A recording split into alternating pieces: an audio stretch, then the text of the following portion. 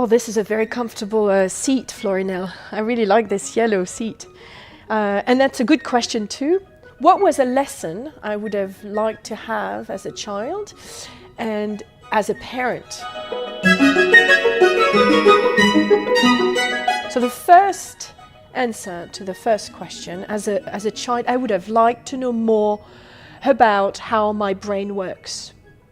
Because, you know, if I had known that my emotions are up and down and it's okay and it's normal, because we all have this emotional center in our brain.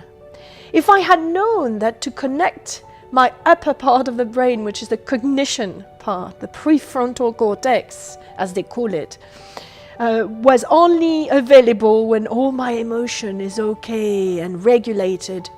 If only I had known this. And if I had known that I had a little voice inside my head saying, "You can't do this, this cannot be done." And I could have stopped my voice.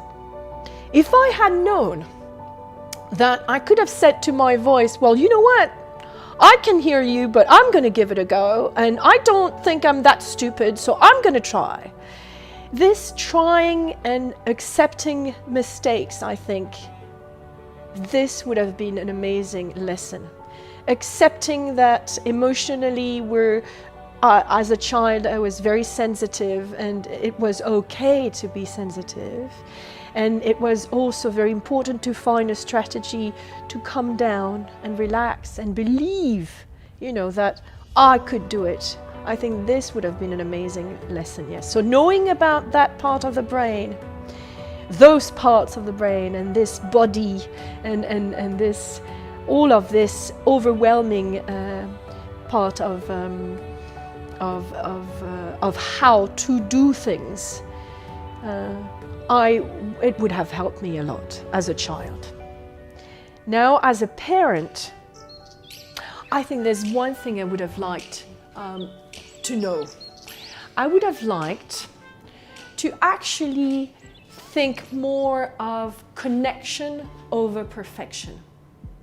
Because you know what? As a mother, as a teacher, as a spouse, as a wife, I always wanted to be perfect.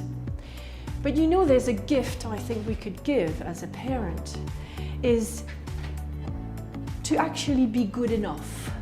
And by being good enough, I think we can tap into resilience, and we can tap into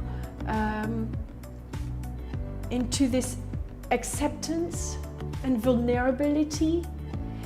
And this is, I think, what children need today, to be connected to themselves and connected to others. Accept this vulnerable part, that it's okay to sometimes be just good enough and be yourself. I think this would be the second parenting lesson I would have liked to hear. Yes.